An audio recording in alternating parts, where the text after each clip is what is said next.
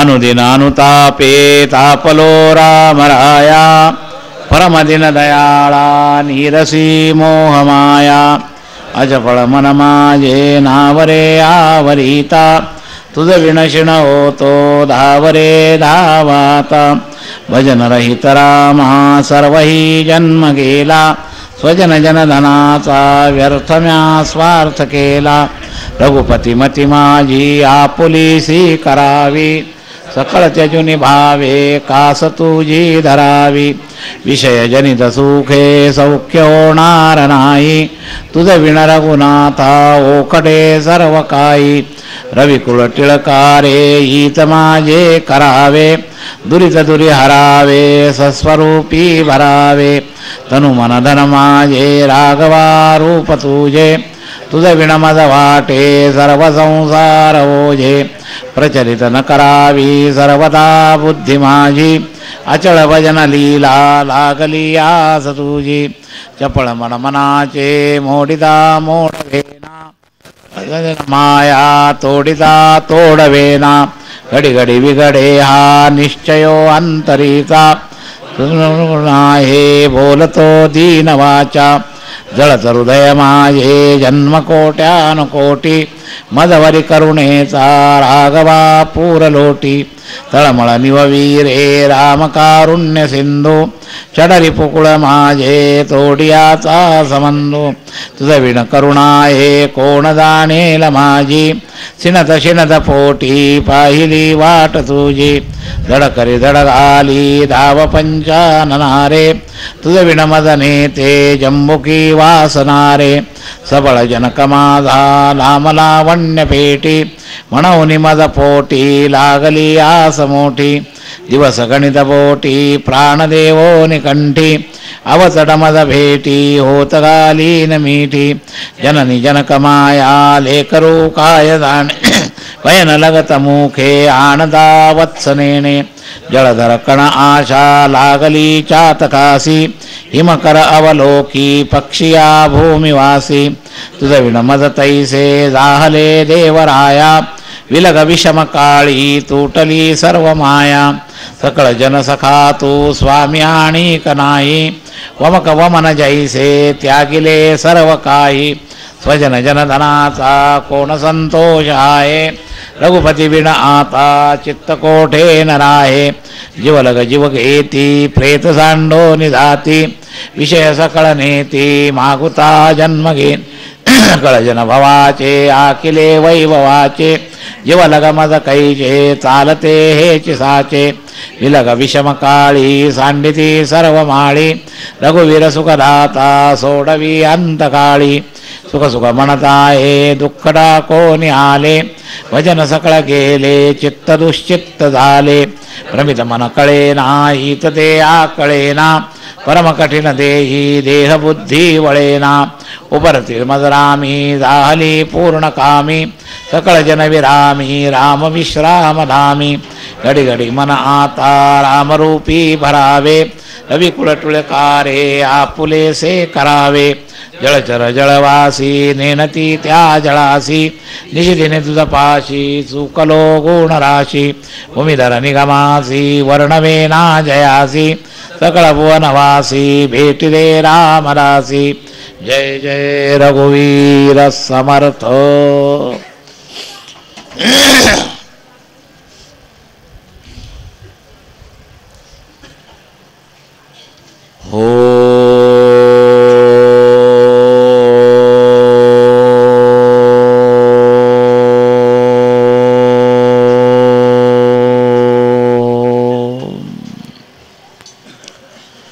ब्रह्मानंदं परमसुखदं केवलं ज्ञानमूर्तिं द्वन्द्वातीतं गगनसदृशं तत्त्वमस्यादिलक्ष्यम् एकं नित्यं विमलमचलं सर्वधी साक्षिभूतं भावातीतं त्रिगुणरहितं सद्गुरुन् नमामि।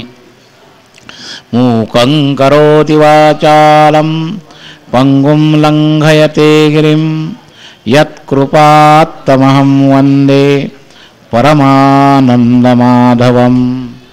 नारायणं नमस्कृत्य नरं चैव नरोत्तमं देवीं सरस्वतीं व्यासं ततो जयमुदीरयेत्। गुरुर्ब्रह्मा गुरुर्विष्णु गुरुर्देवो महेश्वरः गुरुः साक्षात् परब्रह्म तस्मै श्री गुरवे नमः। प्रपन्नपारिजाताय तोत्रवेत्रैकपाणये ज्ञानमुद्राय कृष्णाय गीतामृतदुहे नमः। वसुदेवसुतं देवं कंसचाणूरमर्दनं देवकी परमानन्दं कृष्णं वन्दे जगद्गुरुं। वंशीविभूषितकरान्नवनीरदाभात् पीताम्बरादरुणबिम्बफलाधरोष्ठात् पूर्णेन्दुसुन्दरमुखादरविन्दने कृष्णात् परं किमपि तत्त्वमहं न जाने। पुण्डलीकवरदा श्रीज्ञानदेव ज्ञानेश्वर महाराज की जय। जगद्गुरु तुकाराम महाराज की जय। समर्थ रामदास स्वामी महाराज की जय। नाम भगवान की जय। जय जय रघुवीर समर्थ।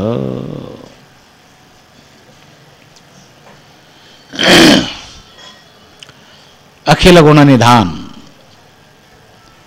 सच्चिदानंद घन करुणा वरुणालय भक्तवत्सल भगवान श्री पांडुरंगाच्या चरणावर मनपूर्वक साष्टांग अभिवादन करून आद्य आचार्यांपासून अस्मदाचार्यांपर्यंत सकल संत वृंदांना साष्टांग अभिवादन करून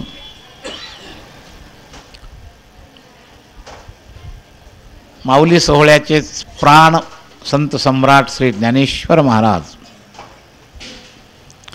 यांच्या चरणावर साष्टांग अभिवादन करून उपस्थित सर्व भाविकांबद्दल सद्भाव प्रकट करू।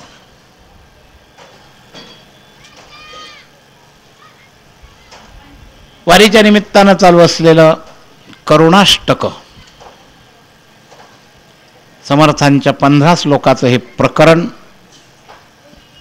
आपलं चिंतन चालू आहे। चिंतन करता करता अलीकडे 2-3 दिवस रोज काही ना काही थोडाफार उपक्रमात विषय असतो। त्याच्या उपक्रमाचा तात्पर्य आहे करुणाष्टक शब्द वापरला आहे तर या करुणेचं पुष्कळ मोठा विस्तार आहे। करुणा शब्द फक्त करुणावाचक आहे असं नव्हे, त्याच्या अंतर्गत खूप काही भाग आहे। करुणेचं स्वरूप करुणाकांक्षीचंही बदलत राहतं आणि करुणा करणाऱ्याचे स्वरूप सुद्धा बदलत राहतं। मुलगा जन्माला आल्यापासून त्याचं आईबापांचं मदत करण्याचं स्वरूपही बदलत राहतं आणि मुलाच्या मागण्यांचं स्वरूपही बदलत राहतं।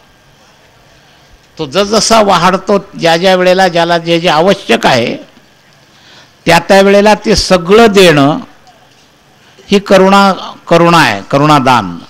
आणि ज्या ज्या वेळेला जे जे लागतं त्या त्या वेळेला ते सगळं मागणं ही करुणाकांक्षा आहे। करुणाकांक्षा आणि करुणादान याचं स्वरूप 1-2 वाक्यात असं फिक्स होणार नाही, स्थिर होणार नाही। आपल्याला साधनेला स्वतःला न जमणारी कोणतीही अनुकूल परिस्थिती देवानी आपल्याला जर दिली तर ती त्याची करुणा आहे।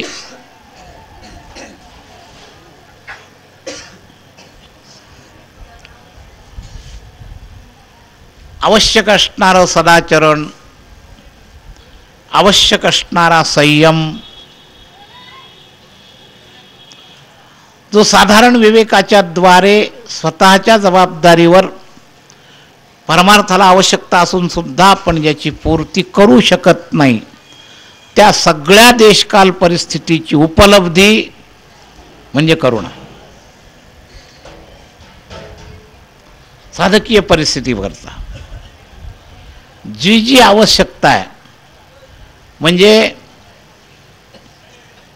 एखाद्या क्षेत्रात येणं ही भगवंताची करुणा आहे. कुठे जन्माला घालावा काही त्याच्या तुमच्या हाताच्या मर्जीवर येते. आणि त्यांनी अशा पद्धतीची जे भक्त लक्षणाच्या भागवत धर्मामध्ये जे लक्षण आलेलं आहे, देशान पुण्यान आश्रयेत, तुमच्या हातात नाही, भगवंताच्या करुणेनंच होतं. मदभक्तई साधुभिश्रितान, तुमच्या हातात नाही. तुकोबऱ्यांचं प्रमाण बहुवावगड आहे संत भेटी, परी जगजेठी करुणा केली. ते करुणा शब्दाचा एक स्वतंत्र अंग आहे. देवाने डायरेक्ट एखादा स्वतः अनुभव दिला तरच ती करुणा आहे असं नाही, तर परिस्थिती करता आवश्यक असणारी शक्ती ज्या ज्या रूपानं तो पुरवतो ती सगळी करुणा आहे.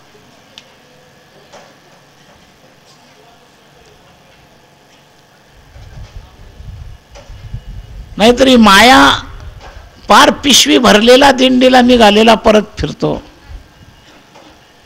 त्याची करुणा त्याच्या जोडीला असते. जसं काही शुभ प्रारब्ध, हे दैवम चैवात्र पंचमम जे म्हटलेलं आहे ना, ती सगळी त्याची करुणा आहे. आणि ती एक वजा केलं तर सगळं मधले चार कारण, पहिलं आणि शेवटचं, ही करुणा आहे. अधिष्ठान आणि दैवम चैवात्र पंचम. आणि मधले जे तीन आहेत ना, कर्ता करणम च पृथक विधम विविधाश्च पृथक चेष्टा, या सगळ्या तीनवर काम भागत नाही. तर पायाभूत आणि शेवटचं, कळस आणि पाया भगवान आहे.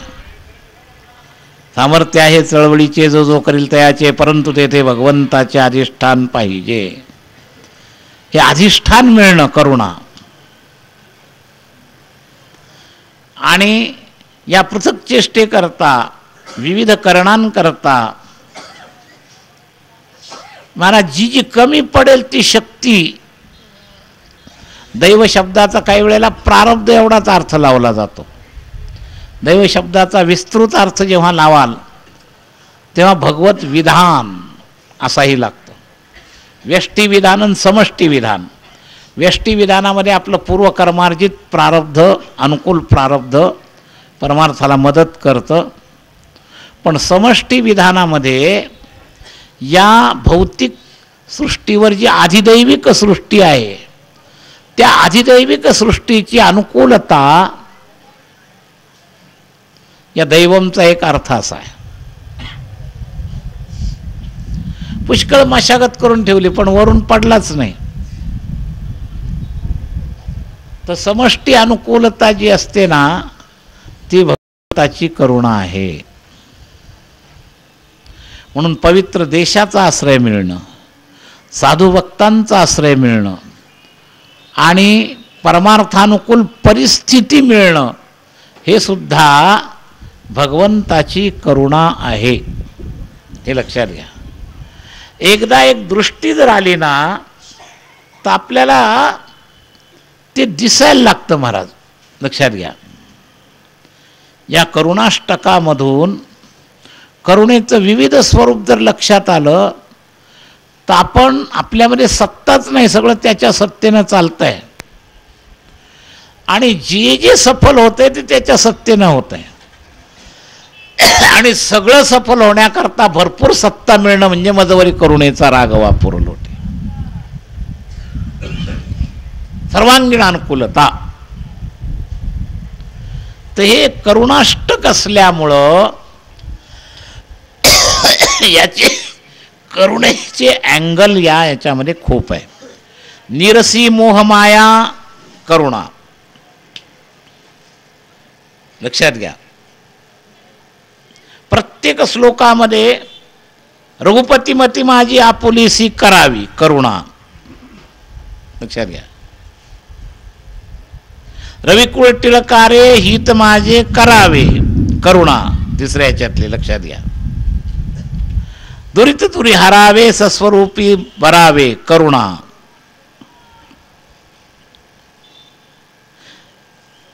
तर या करुणेचं जे स्वरूप आहे, प्रचलित न करावी सर्वथा बुद्धी माझी करुणा. लक्षात घ्या, तर हे प्रत्येक ह्याच्यात करुणा आहे. म्हणून करुणा आहे बोलतो दीन वाचा. प्रत्येक श्लोकातला एक एक तुकडा मी तुम्हाला सांगतोय करुणेचा आहे. लक्षात घ्या. आता या 6व्यात एकेकाचं कुठपर्यंत मानुत्व जो जेवढे करुणेचे अंग आहेत ते सगळे अंग माझ्याकरता खर्च कर. मदवरी करुणेचा राघवा पूरलोटी, तळमळ निववी रे करुणा. षड्रिपू कुळ माझे तोडी याचा संबंधू करुणा. सगळ्यात जास्त करुणेचे अँगल या 6व्या श्लोकात आहे. हे लक्षात घ्या.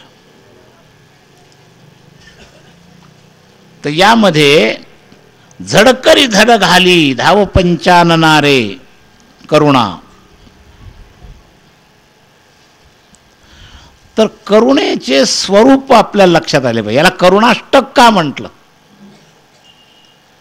तर करुणा शब्दाचा सुद्धा जसा आत्ता आपण तुकोबरायांचं प्रमाण पाहून काही भाग पाहिला. ज्या वेळेला रामगीता लक्ष्मणाला सांगितली, रामाने बोध करताना शबरीला केला, समाजाला केला. आत्ता आम्ही वांबोरीला या उत्तरकांडातले रामगीतेचं चिंतन घेतलेलं होतं. तर त्यामध्ये क्रमाक्रमानं भक्तिमार्गाच्या साधनेकरता कशानं काय होईल, कशानं काय होईल असा विचार सांगितलेला आहे. तर त्यामध्ये सुद्धा हा जो मुद्दा आहे, जसं आत्ता आपण तुकोबरायांचं एक प्रमाण पाहिलं, तर ते भक्तीचं अनिवार्य अंग मानलेलं आहे. संताविण प्राप्ती नाही ऐसे वेद देते ग्वाही. तेव्हा हे अंग अनिवार्य मानलेलं आहे. भक्ती पाहिजे असेल तर समाजाला भक्ती महिमा सांगताना ही भक्ती सोपी आहे, पण संत ज्याच्यावर प्रसन्न होतील त्याला ती मिळते. मग आता आपण संत अनुभवाकरता काय अपेक्षा केली, पुन्हा परिजग जेठी करुणा केली. अजून एक तिथं रस्ता सांगितला, अंतर करुणा बाह्य करुणा. अंतर परिस्थिती बाह्य परिस्थिती.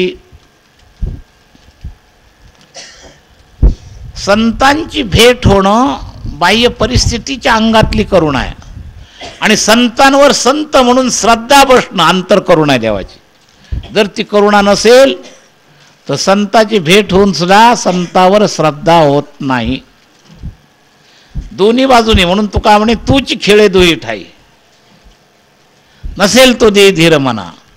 संत भेटी घडवून देणारा परमात्मा आणि संतावर श्रद्धा बसवण्याचं निमित्त सुद्धा. मग इतक्या अँगलनं जर लावायला लावलं तर काही वेळेला लोक म्हणतात मग आपल्या हातात काय, त्याची देवाचीच करुणा नाही म्हणून आमचं चाललंय.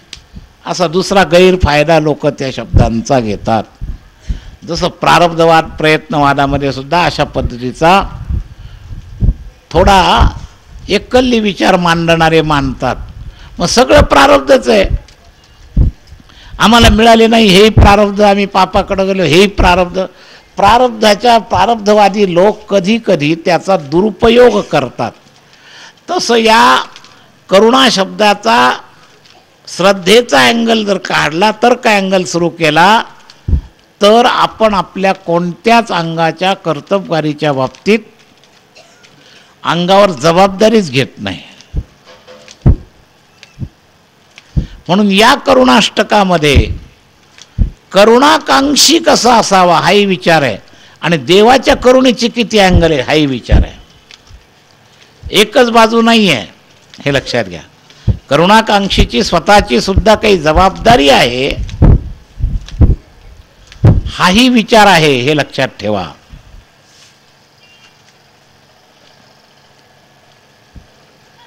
काय आहे अंतरकरुणेमध्ये विशेषतः जबाबदारी झटकू नका.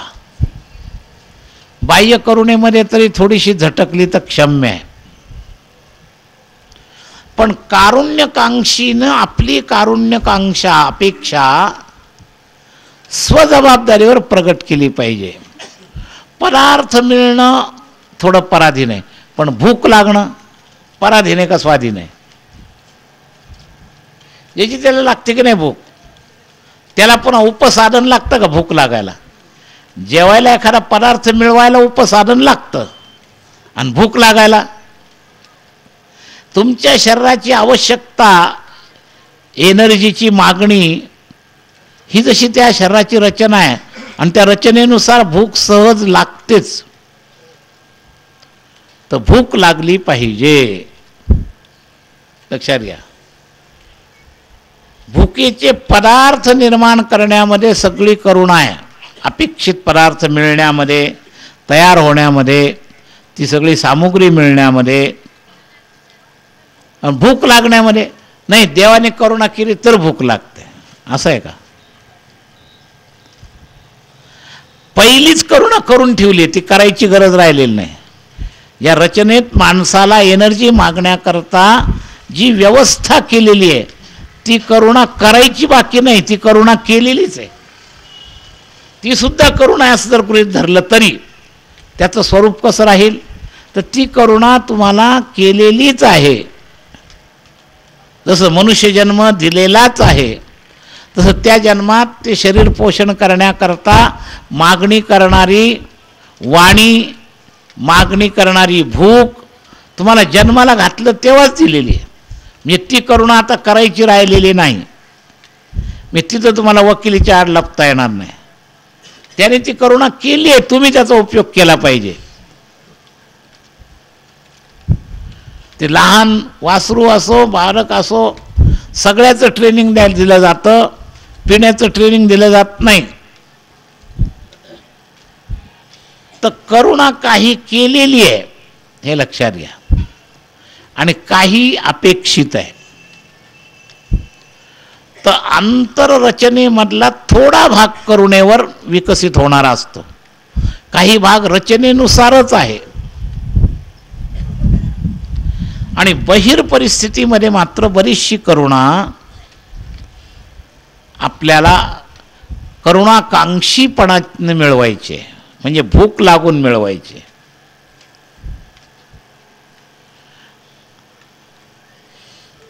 आई मुलाच्या मागण्याची अपेक्षा करते, अगदी सुरुवातीला नाही, पुढे अपेक्षा करते. खेळत असलं तर खेळू दे म्हणते, माझे कामं चाललेले आहेत. सुरुवातीला नाही, पण नंतर अपेक्षा आहे आईची, त्याला भूक लागल्यावर देणं. तसं भगवंताची जीवाच्याकडून अपेक्षा आहे, करुणाकांक्षीपणा. तर हा करुणाकांक्षीपणा आपल्यामध्ये असणं आवश्यक आहे. म्हणून ही जी करुणाष्टक आहेत, फक्त जिथं जिथं करुणा शब्द आला तिथंच करुणाष्टक आहे असं नाही, तर आवश्यक असणारी जी मागणी आहे आणि त्या मागणीचा अधिकार मिळवलेला आहे, मागणीपूर्व प्रयत्न पूर्त केलेला आहे आणि त्याच्यानंतरची मागणी विविध प्रकारात असली तरी ती सगळी करुणाष्टक आहे. करुणाकांक्षीची भावना हेही करुणाष्टक आणि करुणादात्यांनी केलेली कृपा हेही करुणाष्टकच आहे. तर करुणेचे जे दोन अंग आहेत त्या अंगाचा विचार म्हणजे करुणाष्टक आहे. तर आपण करुणा शब्दाचा काल वेगळ्या अँगलनं थोडा विचार केला, पण हे मुख्य नावच हे हृदयच आहे या विचारधारेचं, करुणा. त्यामुळे त्याच्यावरचा थोडासा उपक्रम मुद्दाम आज परत केला की करुणेचे जे स्वरूप आहेत ते विभिन्न आहेत. जसं या भक्तीच्या अंगामध्ये अनिवार्य अंग सांगितलं संत संग. मग संत संघाकरता रामाने सांगितलं समाजाला, संत संघ पाहिजे का तुम्हाला, मग तुम्ही काय करा, तर 2 टप्पे सांगितले. पहिलं पुण्य करा, त्या पुण्यानं समाजातले संत तुल्य आदरणीय आचार्य गण म्हणजे ब्राह्मण, वर्णव्यवस्थेच्या आचारसंहितेनं जे युक्त आहेत त्या ब्राह्मणाबद्दल बोलतोय. आत्ताच्या आडनावाच्या ब्राह्मणाचा विषय तिथं रामाने मांडलेला नाही. तर संतांपेक्षा जास्त उपलब्ध असणारे, कारण संत फार दुर्मिळ. या 3 दुर्लभमध्ये महापुरुष संश्रया दुर्लभ जास्त आहे. मनुष्य जन्म आहे, महापुरुष संश्रय आहे, हे जे दुर्लभ आहे ना, त्यापेक्षा वर्णव्यवस्थेच्या अनुसार गावोगाव पूर्वी संस्कार टिकवून ठेवलेला ब्राह्मण वर्ग होता. आणि तो आपल्याला यद्यदाचरती श्रेष्ठ सारखा पूर्वीचा आदर होता. यद्यदाचरती श्रेष्ठ तत्तदेवेतरो जनः. आता रामायणाच्या काळातला प्रसंग म्हणजे चतुर्वर्ण व्यवस्था मानणारा तो काळ होता, त्याचे संस्कार टिकलेला तो काळ होता. आणि म्हणून संतांच्या पूर्वी ज्यांच्या जीवनात धर्म उतरलेला आहे अशा ब्राह्मणांचा संग करा असं त्या रामायणात सांगितलं. त्या रामायणात असं मी का म्हणतो, तर त्यावेळेच्या देशकाल परिस्थितीनुसार संतांनी जो भाग काढलेला आहे, पुण्य असल्याशिवाय संत मिळत नाहीत, देवाची कृपा असल्याशिवाय संत मिळत नाहीत.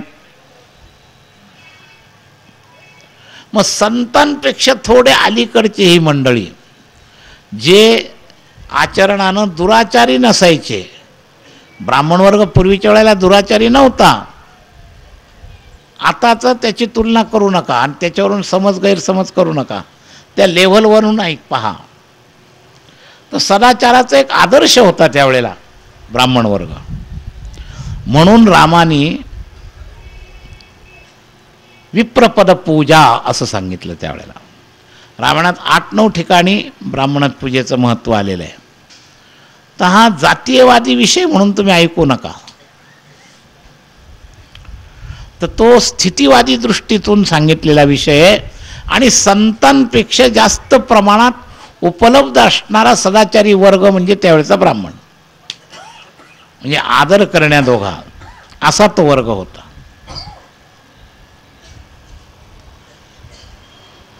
आणि यांच्या संगतीनं तुमचं पुण्य वाढेल, तुम्ही पुण्यात्मा व्हाल. महात्मा पुण्यात्म्याच्या नंतरची स्टेज आहे. मनुष्याच्या खाली पापात्मा, पापभोग योनी. पापात्मा हा जीवात्मा होतो. महाराज, दगडासारख्या योनीला जीवात्मा म्हटलं जात नाही, पण पाप योनी आहेत. आपल्या शास्त्रामध्ये त्यानुसार पाप योनी मानलेलं आहे, हे लक्षात ठेवा. तर पापात्मा जीवात्मा होतो. मग जीवात्म्याचे विविध वर्ग असतात. मग तो जीवात्मा जेव्हा पुण्यात्मा होतो, पुण्यात्मा आणि पापात्माच्या समसमानतेत्व मनुष्यत्व, आणि मनुष्यत्वात सदाचाराचा विकास करून सत्कर्म करून तो पुण्यात्मा होतो. आणि पुण्यात्मा झाल्यानंतर तो महात्मा होण्याच्या लायकीचा होतो. आणि महात्मा झालेला परमात्मा स्वरूपामध्ये पोहोचण्याच्या लायकीचा होतो. पापात्मा, जीवात्मा, पुण्यात्मा, महात्मा आणि परमात्मा असं आपण त्याचं थोडीशी वर्गवारी करायची. तर या प्रत्येक बाबतीत भगवंताच्या करुणेची गरज आहे. पापात्म्याला सुद्धा वर उचलायचं असेल तर करुणेची गरज आहे. करुणा दोनच शक्ती देऊ शकतात, एक संत आणि एक परमात्मा. रामाने करुणा केली, पार पापात्मा स्वरूपामध्ये अहिल्याला शाप मिळालेला होता, शिळा झाली होती. पण रामाच्या चरणरजामुळं ती करुणा पोहोचली आणि अहिल्या पुन्हा आपल्या मूळ स्वरूपामध्ये आली. याला केवळ करुणा कारणीभूत. लक्षात घ्या. काही ऋषी काही जीवांना शापमुक्त करतात. भागवतामध्ये नृगराजा सरडा होऊन पडला होता. जीवात्म्यावर कृपा. अहिल्या शिळेवर कृपा म्हणजे पापात्म्यावर कृपा. आणि सरडा हा जीवात्मा आहे, पण पुण्यात्म्यापासून जीवात्म्याकडं अवनती झालेला. आणि त्याच्यावर भगवान श्रीकृष्णांची नजर पडली. कृष्णावतारातली कथा आहे. तो सरडा होऊन गेलेला होता उत्तरार्धामध्ये भागवताच्या दशमस्कंदाच्या. आणि देवीच्या निमित्तानं ही यादव मंडळी तिथं गेली होती. इतर यादव त्या विहिरीजवळ गेले. विहिरीच्या आकाराचा एवढा मोठा सरडा पाहिल्यावर आश्चर्य वाटलं आणि त्यांनी देवाला बोलावून नेऊन दाखवलं. हे असं विशेष आहे. आणि देवाची नजर पडल्यावर ती सरड्याची योनी गुप्त झाली आणि तो नृगराजा स्वतः प्रगट झाला. त्याचा शाप बाधित झाला या कृपेनं. लक्षात घ्या. हा मोठा दानशूर राजा होता.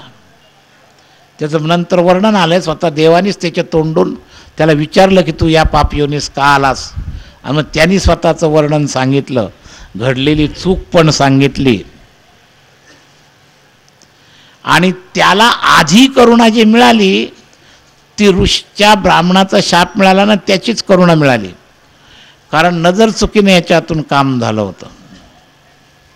तो रोज 10,000 गाई दान देत होता. आणि एक दिवस त्या गायींमध्ये चुकून एक ब्राह्मणाची गाय, अयाचित ब्राह्मणाची गाय त्याच्या गायांच्या कळपामध्ये घुसली. राजाला अज्ञानाने कळलं नाही आणि त्यांनी एका ब्राह्मणाला ती गाय आपली समजून दान दिली. न कळत घडलं. पुढं ज्याला दान दिली तो ती गाय घेऊन चालला आणि ज्याची गाय हरवली होती तो ब्राह्मण भेटला. दोघंही ब्राह्मण. दोघांची एकमेकाची गाठ झाली. तो म्हणलं तू माझी गाय घेऊन चालला. म्हणला मला राजाने दान दिली. दोघांचं भांडण राजापर्यंत गेलं. राजापर्यंत गेल्यावर राजा म्हणला याच्या बदल्यात जो माघार घेईल त्याला मी 10,000 गाई जादा द्यायला तयार आहे, पण माघार घ्या. दोन्ही ब्राह्मण आपले तत्वनिष्ठ होते. लोभी असते तर थोडक्यात मिटलं असते, त्याला काय अवघड नव्हतं मिटणं. पण दोघंही आपल्या तत्वावर. ज्याची गाय इकडं आली तो अयाचित ब्राह्मण होता. म्हणजे त्याचं व्रत होतं कोणाजवळ काही न मागण्याचं. आणि ज्याला गाय दिली तो या तत्वाला पक्का होता. मला तुझे 10,000 नको, मला जे दान दिलेलं दान परत मिळत नाही. जे दान दिले तेच मी घेणार, त्याच्या बदल्यात मला 10,000 सुद्धा नको. या दोघांचं भांडण वाढलं. आता काय करावं, शेवट निर्णय लागेना. मग अयाचित ब्राह्मणाने शाप दिला राजाला. शाप दिल्यावर राजा म्हणतो महाराज मी चुकून, मला स्वतःला ज्ञातापणा राहून मी हे केलेलं नाहीत कर्म, तेव्हा मी अपराधी मान्य. तुमची गाय गेली, ती माझ्याकडून दान गेली, हा अपराध आहे. पण मी जाणून बुजून केला नाही म्हणून मला उशाप मिळावा, करुणा. आणि मग त्या ब्राह्मणाने करुणा करून उशाप दिला की ठीक आहे तुझा अपराध आहे, त्यामुळे भौतिकदृष्ट्या काहीतरी शिक्षा तुला झालीच पाहिजे, म्हणून तू या राजपदातून सरडा होशील. पण तू जे पूर्वपुण्य केलंय आणि मला जे करुणा मागितली त्याच्या बदल्यामध्ये उशाप देतो की कृष्ण अवतारात कृष्णाची नजर पडून तुझा उद्धार होईल. मग पहिली करुणा त्या ब्राह्मणाने केली, नंतर पुन्हा करुणा कोणी केली? स्वतः भगवंताने केली त्याला, आणि त्याला त्या ह्याच्यातून वाचवलं. असा आहे भाग. तर करुणा एक संत करू शकतात. मी तर संतांच्या करुणेचं उदाहरण सांगत असतो. कधी कधी देवाहून अधिक, तुम्ही ऐकलेलं असेल पूर्वी, परत सांगतो ऐका. देवाहून अधिक का संत संतांना म्हणतात? तर उदाहरण ऐकण्याजोगं आहे. संतांचं सामर्थ्य कर्तुम अकर्तुम अन्यथा कर्तुम. काशीला एक मोठा सावकार होता, खूप इस्टेट होती, पण पुत्र नव्हता. खूप प्रयत्न केले. तर तुळशीदासांच्या काळात तो सावकार होता. सगळ्या लोकांनी सांगितलं आत्ताच्या काळात सिद्ध महात्मा म्हणजे तुळशीदासजी आहे, स्वतः रामाशी बोलतात, तेव्हा त्यांच्यापुढं तू तुझी समस्या मांड. गेला मोठ्या दयनीय भावानं संतांकडं आणि म्हणलं इस्टेट खूप आहे, पण काय कुठं पुढं त्याचा सदुपयोग होणार, तर मला पुत्र नाही, तर तुम्ही काही कृपा कराल का?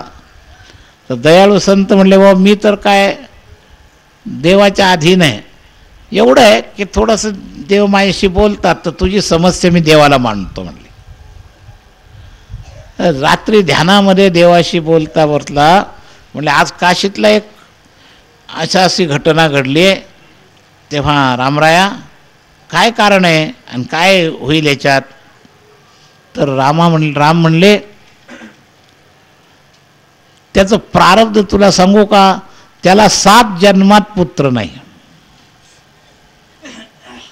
7 जन्मात. आणि मग दुसऱ्या दिवशी सकाळी तो पुन्हा सावकार आला आणि सावकार आल्यावर म्हणले ध्यानात तुझा प्रश्न विचारला होता बाबा मी, मग काय उत्तर मिळालं? म्हणे राम म्हणले तुला 7 जन्मात पुत्र होणार नाही. एवढ्या मोठ्या साक्षात्कारी महात्म्याला देवाकडून कळालेलं, त्याची आशा 100% संपली. आणि कशाचा पुत्र होते म्हणतो आपल्याला, शक्यच नाही. अशी परिस्थिती झाली असताना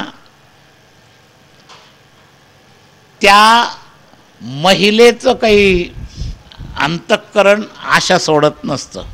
यांनी मात्र आशा सोडून दिली होती. आता तुळशीदासासारख्या सिद्धांनी सांगितलं आपल्याला काही पुत्र होणार नाही. आणि एक दिवस असा काही योग आला, काशी नगरी महाराज, तिथं काय अनेक प्रकारचे साधू संत येऊ शकतात, धाम ते. एक अवलिया तिथं संत आला आणि कोणी त्याला ओळखत नव्हतं आणि काही नव्हतं. आणि काय आहे, काही काही बाबतीत फार अवघड असतं मला. काही संतांचा आपण खूप आदर करतो आणि काही संतांना ओळखतच नाही, त्यामुळं त्यांना कोणी विचारत नाही, असे प्रकार असतात.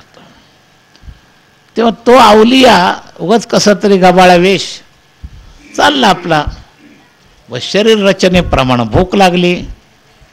मी आत्ता सांगितलं देवानी पहिलीच आपली रचना करून ठेवली. भूक लागली. काही लोकांचे वेगवेगळे नियम असतात मला. आम्ही एका मोठ्या महात्म्याकडे होतो, मस्तरम बाबा, असे फिरायचे अवलिया अवस्थेत. त्यांनी त्यांचे काही नियम केलेले होते, कोणाजवळ काही मागायचं नाही, पण आतून एक हट्ट असायचा. 3 दिवस पूर्ण कोणी स्वतःहून काही दिलं नाही तर देवावर रुसवा, तिथंच अनुष्ठान मिळेपर्यंत, असा नियम होता त्यांचा. संबंध भारत हिंडले ते. 3 दिवसापर्यंत देवावर पण रागवायचं नाही, मागायचं नाही, आणि देवावरही रागवायचं नाही, असा आमच्या मस्तरम बाबांचा नियम होता. पण 3 दिवस काही मिळलं नाही तर 4थ्या दिवशी देवावर राग प्रगट करायचं, म्हणजे आहे त्या जागेवर बसायचं. जसं लहान मुलगा आईच्या मागं लागलं, आईने घेऊनही लागली, ते बसून राहतं, तसा त्यांचा तो हट्ट. मग परत आपोआप व्यवस्था व्हायची. तर त्याचे किती अनुभव त्यांनी सांगितले ते सोडा. तर असा हा अवलिया भुकेच्या ह्याच्यामध्ये आपल्या मस्तीमध्ये व्यवहारी लोकांकरता एक प्रलोभन दिलं आणि गल्लीतून ओरडत चालला एक रोटी एक बच्चा, 2 रोटी 2 बच्चे. आता काय लोक अपेक्षित असतातच. आणि नेमका सावकाराच्या गल्लीनं चालला. त्या सावकारीण बाईची आशा, तिला वाटलं एवढेच प्रयत्न केले कितीतरी आपले जाते, आपण अतिथीची सेवा अशी करतो तशी कर. पण हा म्हणतोय समजा याच्यात ताकद असली तर काय सांगता येते. तिनं ताज्या तूप लावून 5 रोट्या करून आणल्या खाली, त्याच्यावर कालवण दिलं आणि पोटभर खाऊ घातलं. खाल्लं, भुकेला होता 2-3 दिवसाचा. आणि महात्मा आपल्या शब्दाप्रमाणे अटळ. जेवण झाल्यावर जाता जाता, बेटी मेरे लिए तू 5 रोटी लाई है, जाओ तुझे 5 बच्चे हो जाएंगे. मनातून तिला आनंद पण झाला. एका बाजूला तुळशीदासांचं वाक्य, 2 महात्म्यांच्या वाक्यातले. तर यथाक्रम तिला खरंच 5 मुलं झाले. करुणा काय करू शकते. देवाहून अधिक का. देवाने फक्त तुळशीदासाला त्याचं नशीबच सांगितलं, पण याची करुणा अधिक. मग 5 बच्चे झाल्यावर तुळशीदासांच्या दर्शनाला त्या सावकारांनी नेले. त्याला सावकारांना तुळशीदासांना असं वाटलं की याला मुलं होणार नाही असं मी सांगितल्यामुळं यांनी मुलं सांभाळून आपली वात्सल्य भावाची पूर्ती करायची ठरवलेली असेल, म्हणून हा मुलं सांभाळत असेल. तर त्या मुलांना पायावर घातलं, वेगवेगळ्या वयाची 5 मुलं. आणि तुळशीदासजी म्हणले, का रे पुत्रप्राप्ती नाही म्हणून तो वात्सल्य भाव अनुभवण्याकरता तू मुलं सांभाळतोस की काय. नाही म्हणे महाराज, त्याच्याकरता तर आलोय मी दर्शनाला, ही माझी मुलं आहेत. तुळशीदास विचार करायला लागले, देवाने मला धोका दिला, खोटं बोलले माझ्याशी देव. याला 5 मुलं झाले आणि देवाने मला सांगितलं होतं याला 7 जन्मात मुलं होणार नाही. हे दोन्ही कसं. असा जेव्हा विचार केला, रात्री ध्यानामध्ये तुळशीदास रामाशी बोलले. म्हणे, रामा तू माझं नाक कापलं म्हणे. नाही तर होणार सांगायचे होते, असं का केलं. राम म्हणल्या, रे मी तुझ्याशी खोटं नाही बोललो. खोटं नाही बोलला. हा म्हणतो माझा पोरगा आहे, तिने मला दर्शनाला आणले तर म्हणतो माझा पोरगा आहे. ह्याचा अर्थ काय. त्यांनी काय सांगितलं, अरे तुळशीदासा, हा संतांचा विशेष अधिकार आहे. त्याला 7 जन्मात पोरं नव्हते, पण 8व्या जन्मात दशपुत्री होणार होता, त्यातले 5 काढून आणले म्हणे त्यांनी. पुढच्या या 7 जन्माच्या नंतर होणारा जो 8वा जन्म आहे ना, त्यात त्याला 10 मुलं होणार होते. आणि मग त्याच्यातले 5 त्याने आत्ता काढून आणले या अवलिया महात्म्यानं. करुणा काय करू शकते. देव सुद्धा असं करत नाही असं नाही. त्यावेळेला प्रश्नच फक्त तुळशीदासाने तसा विचारला होता आणि त्याचं उत्तर त्या पद्धतीनं दिलं होतं. आणि इथं संबंध कसा आला, तर इथं प्रतिज्ञेचा संबंध आला. लक्षात घ्या. आणि देव भक्ताची प्रतिज्ञा कधी मोडतच नाही. कौंतेय प्रतिजानेहि नमे भक्त प्रणश्यती. तर करुणा दोघांकडून होऊ शकते. आता करुणेचे वर्ग, हिताची करुणा, भौतिक करुणा, आपल्याला यातलं हे कळलं पाहिजे. म्हणून या ठिकाणी हिताच्या करुणेची मागणी केली, भौतिक करुणेची मागणी नाही समर्थाने केली. हे लक्षात घ्या. हित माझे करावे. तेव्हा रविकुळ टिळकारे हित माझे करावे. म्हणजे करुणाकांक्षीचं सुद्धा बुद्धी ठिकाणावर असणं आवश्यक आहे. नाहीतर भूक लागल्यावर वाटेल ते मागितलं तर देणाऱ्याने दिलं. कल्पतरूसारखं होतं ते. कधी कधी आपण मागतानाच त्या झाडाखाली जर अपेक्षा केली तर भूत असेल का, की येलं भूत. कल्पतरू येतो. इच्छा केली ते पावलो. म्हणून करुणाष्टकामध्ये करुणाकांक्षी शास्त्रज्ञानी असावा लागतो, साधक असावा लागतो.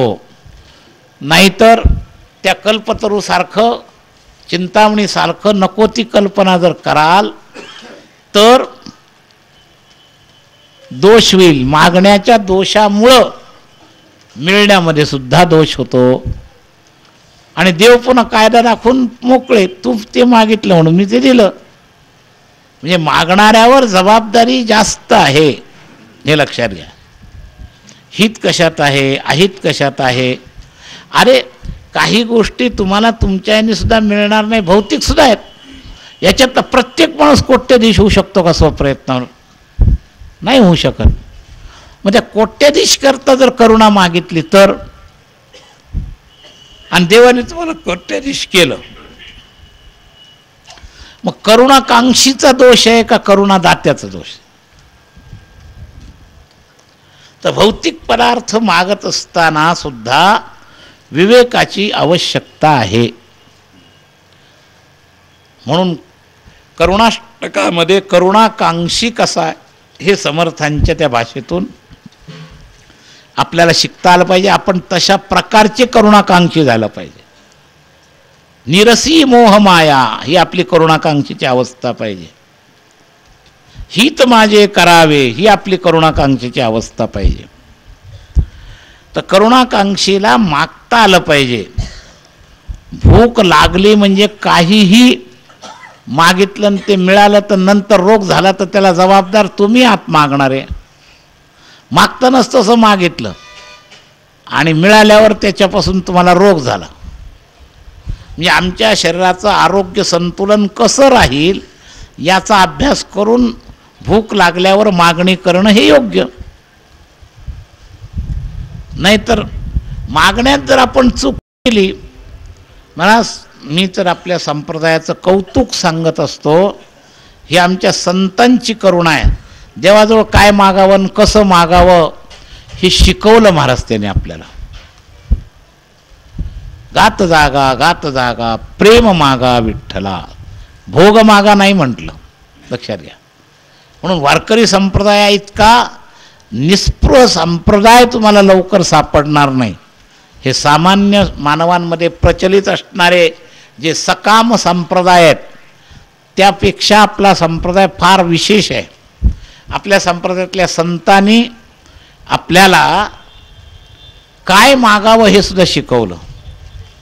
तर करुणाष्टक म्हणजे काय द्यावं किंवा देवा तू काय दे याची नुसती यादी नाही आहे, मला काय पाहिजे महाराज हे लक्षात घ्या. हे सुद्धा महत्त्वाचं आहे. भागवताचा श्रोता शौनकाने हे सांगितलं की मला काय ऐकायचं आहे, मला भाकड कथा नाही ऐकायची. भक्तिज्ञान विरागाप्तो विवेको वर्धते महान, माया मोह निराशस्त. तर हे मागायला तसं आपल्याला समर्थाने करुणाकांक्षी कसं व्हावं हे सुद्धा करुणाष्टकांच्या ओळीमध्ये आपल्याला शिकवलंय. तर काय मागावं हे संतांचे आपल्यावर उपकार आहेत. नाही तर आपलं मन काय आहे कोणीकडे पळतं, अचपळ मन माझे नावरे आवरिता. ते काहीही मागतं, त्याच्यात अधिकार काय, त्याजवळ काय मागावं हे कीर्तनकार लोक विनोद सांगतात. काहीही मागतं या उदाहरणापुरतं तो खरोखर ठीकच आहे. आणि इतका मूर्ख कोणी नसेल असं म्हणता येत नाही. ते लोक सांगतात की या धनगराला मेंढ्या चारता चारता देव भेटला आणि तो म्हणला तुला काय पाहिजे ते माग. आणि तो धनगर म्हणाला देवा आता या रानात मला काही गरज नाही म्हणला, पण मला लागली तंबाखूची तलप आणि चुना नाही आहे माझ्याजवळ. हे विनोद म्हणून ही सगळी मंडळी सांगतात. पण दृष्टांत जरी हसण्याजोगा वाटला, अगदी त्याच प्रमाणे आपण कधी कधी देवाजवळ काहीही मागतो. हे सत्य आहे. आपली अवस्था अशी आहे, तात्कालिक परिस्थितीत आढळते तेवढं दुरुस्ती करता कोणाजवळ काय मागावं हे सुद्धा कळत नाही. काय तर त्या पद्धतीनं आपण व्यसनी माणसं, वासनावाले माणसं, वासनापूर्ती करता भोगलालसी माणसं, भोगाकरता देवाजवळ काहीही मागतो, हे लक्षात घ्या.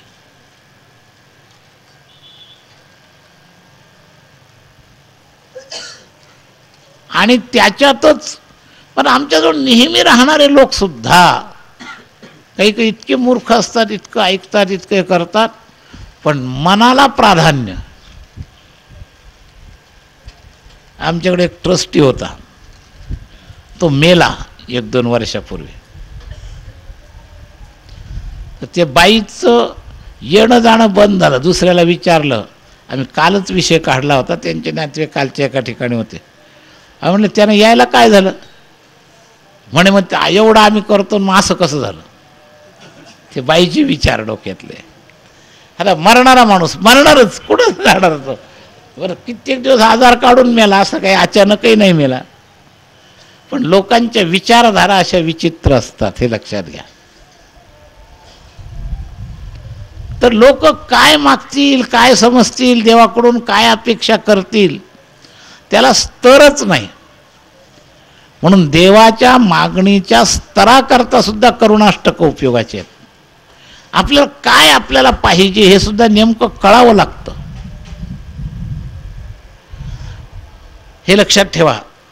आणि याकरता करुणाकांक्षीची करुणा कशी असावी, त्या करुणाकांक्षेमध्ये भूकेचं प्रगटीकरण करताना अपेक्षा काय असावी. रविकुळ टिळकारे हित माझे करावे, जे जे अडचणीच आहे रघुपतीमती माझी आपुलेशी करावी. परमदिन दयाळा निरसी मोह माया, हे आपल्याला कळलं पाहिजे. प्रचलित न करावी सर्वथा बुद्धी माझी, हे मागणीचे पॉइंट कळाले पाहिजेत, हे लक्षात घ्या. हे कळत नाही आपल्याला.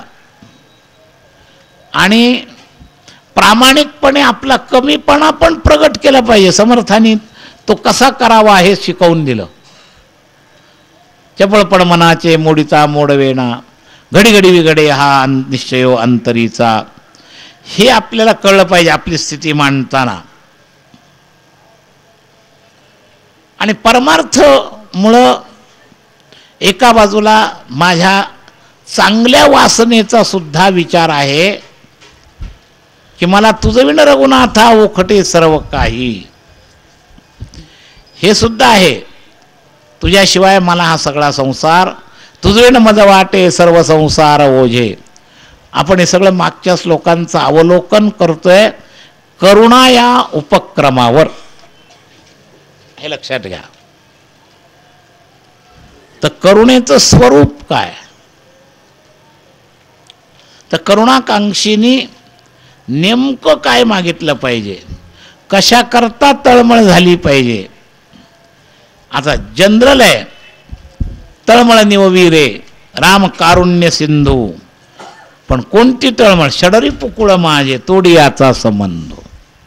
नुसता तळमळ शब्द म्हणला तर आपण कशा करताही तळमळतो.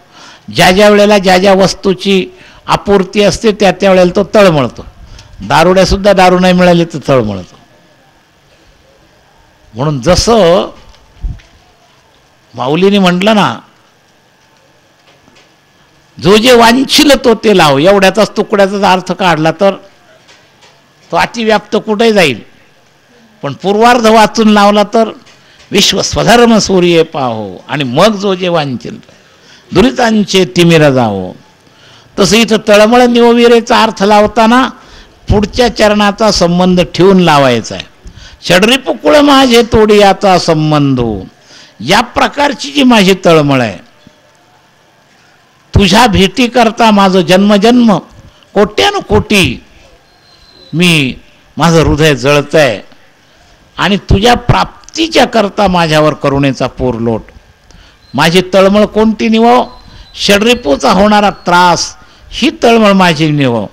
म्हणून अर्थ लावताना एकटाच तुकडा लावला तर अर्थाचे अनर्थ होतात. विनोद करणारे लोक आहेत ना, तवचा अर्जुन गीतेमध्ये असा अर्थ लावणारे मंडळी आहेत. त्या विनोदाचं कुठं जाऊचं. तर तसं तळमळ निवविरे एवढा तुकडा घेऊ नका नुसता. मग आमचे तार्किकांचं कोणती तळमळ निवविरे असा अर्थ तो करील. तर षडरूपकुळ माझे तोडी याचा संबंध. आणि याच्याही आत हा जो मुद्दा आहे ना, तुझं विण करुणा हे कोण जाणेल माझे, हे देवाला का म्हटलं तर देव सर्वज्ञ आहे. आणि त्यामुळं ज्याला काही आतल्या व्यथा बाह्यांग अपूर्ण असल्यामुळं, विकसित नसल्यामुळं मांडता येत नाही असा जीव असतो, त्याच्याकरता हे सांगितलंय. लहान मुलगं भूक लागली सांगू शकत नाही, पण त्या रडण्याचा अर्थ आई काय अर्थ याला भुकेचं रडणं आहे. तर त्या आईला आपलं अंतःकरण एकत्र असणाऱ्या बालकाच्या भावना जशा प्रतिक्रिया होतात, तसं यावत जीवाची आई तू असल्यामुळं तुझं विण करुणा आहे कोण जाणेल माझी. मला जी बोलता न येणारी सुद्धा असेल ती सुद्धा तुला कळते. पार्वती सारख्या मोठ्या शक्तीनं सुद्धा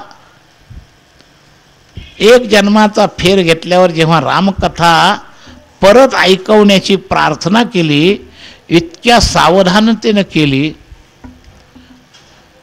ते पाप जळाल्यामुळं, दोष गेल्यामुळं, एक जन्माचा फेर घेतल्यामुळं ती आता लेव्हलवर येऊन मागणी करते, मला ते चरित्र ऐकायचं आहे.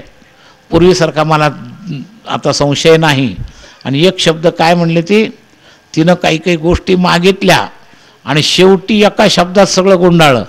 ते म्हणे जे मी मागितलंय ते सांगा आणि जे विचारलं नाही ते सांगा, कारण तुला माहिती आहे काय ते. असा शब्द आहे तुळशीदास रामायणामध्ये. जे विचारलंय ते तर सांगाच, पण जे विचारलं नाही ते सुद्धा सांगा. आणि म्हणून माझी खरी आवश्यकता काय हे तुमच्याशिवाय कोण. सहस्रार्जुनांना परत दत्तात्रेयांना म्हटलं की देवा मला काय पाहिजे हे माझ्यापेक्षा तुम्ही जास्त जाणता.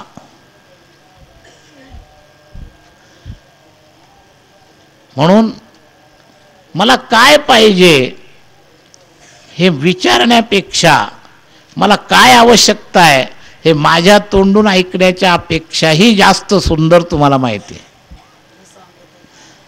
न सांगता तुम्हा कळो येते अंतर, विश्वी विश्वंभर परिहार चिन्ह लगे. तर या पद्धतीनं त्या ज्या ठिकाणचं मी उदाहरण सांगतोय तिथलची ओवी आहे, योग्य द्यावे, योग्य किंवा अयोग्य हे तुम्हा काय सांगावे असं सहस्रार्जुनाने म्हटलंय. देवा तुला काय सांगावं, मी माझी मागणी माझ्याकडून बोलावून घेतली, पण ती योग्य का नाही माझ्यापेक्षा तुला जास्त कळत. न सांगता तुम्हा कळो येते अंतर, या अर्थातून हा शब्द आहे. तुझं विण करुणा आहे कोण जाणेल माझी. बाकीच्यांना माझ्या सर्वांगीण करुणेचं स्वरूप कळेलच असं नाही. माझी करुणाकांक्षा जी आहे ती कशी आहे ही तुझ्याशिवाय दुसरं कोणाला कळणार नाही. शिणत शिणत पोटी पाहिली वाट तुझी. वाणीच दिलेली नसली ती पोरग तोंडाने मागू शकत नाही, आणि न मागता आईशिवाय बाकीच्याला कळत नाही. ते नुसतं कारडतं. त्याला पाळण्यात घेतात, इकडं फिरवतात तिकडं फिरवतात, पण प्रत्येक रडण्याची परिस्थिती त्याच्याशी अंतर्मुख अभिन्न असणाऱ्या आईला बरोबर कळते की ते का रडतंय. कधी झोपेचं रडणं, कधी भुकेचं रडणं, कधी पाळण्यातल्या त्रासाचं रडणं, आईला सगळं माहिती आहे. तर बाकीच्याला तुमच्या करुणाकांक्षीचे सगळे शब्द कळतीलच असं नाही, पण देवा तुला शब्दाच्या पलीकडे असणारी माझी जी स्थिती आहे त्यात असणारा जो करुणा भाव आहे तो सुद्धा तुला कळतो. म्हणून तुझं विण करुणा आहे कोण जाणेल माझी. शिणत शिणत पोटी पाहिली वाट तुझी. आणि म्हणून तुझ्यासारखा सर्वज्ञाचा माझा संपर्क. पोरग टाहोका फोडतं, बाकीच्यांनी घेतल्यावर सुद्धा ते रडतच का राहतं, तर त्याला माहिती आहे माझी आई जेव्हा मला पाहिल तेव्हा माझ्या रडण्याचा खरा अर्थ तिला कळेल. म्हणून ते रडणं थांबवत नाही. दुसऱ्याने खाऊ जरी पुढं दिला आणि खेळणं जरी पुढं दिलं तरी आई भेटल्याशिवाय रडणं थांबवत नाही. तर देवा तू माझ्या सन्मुख आला नव्हता म्हणजे करुणाष्टक कोण्या लेव्हलवर आहेत? सन्मुख भगवंताशी बोलण्याच्या लेव्हलवर आहेत, असा एक अर्थ निघाला. सिणत सिणत पोटी पाहिली वाट तुझी.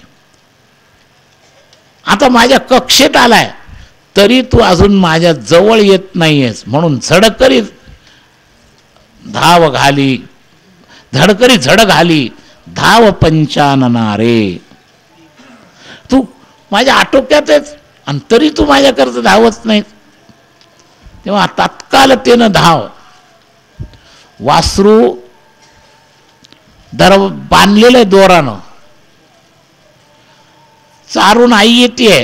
हंबरडा फोडल्यावर तिचा वेग दृष्टिक्षेपात आल्यानंतर जसा वाढतो त्या मुलाला भेटण्याकरता, तसा माझ्याकरता वाढव. झडकरी झड घाली धाव पंचानना रे. कारण माझी भुकीची जी वासना आहे ना, ही मला आता फार तडफडवून राहिली आहे.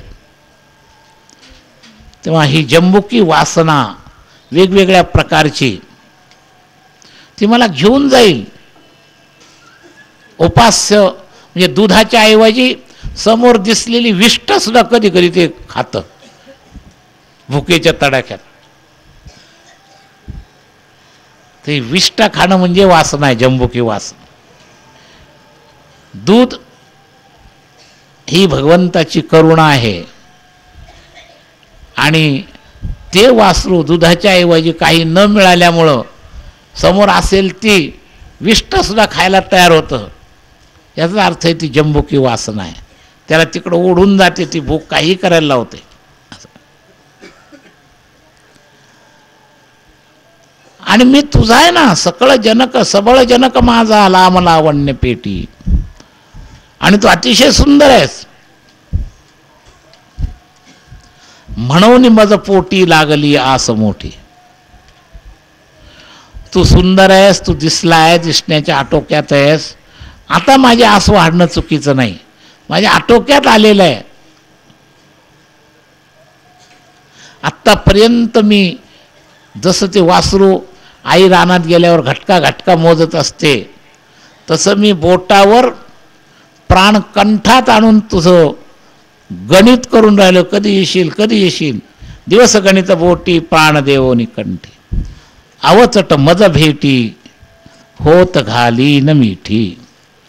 आता जर मागच्या बाजूने आई आली एकदम, पहिलं तरी फार वाट पाहत असतं. तर किती उतावळपणाने ते स्तनाकडे जातं. तसं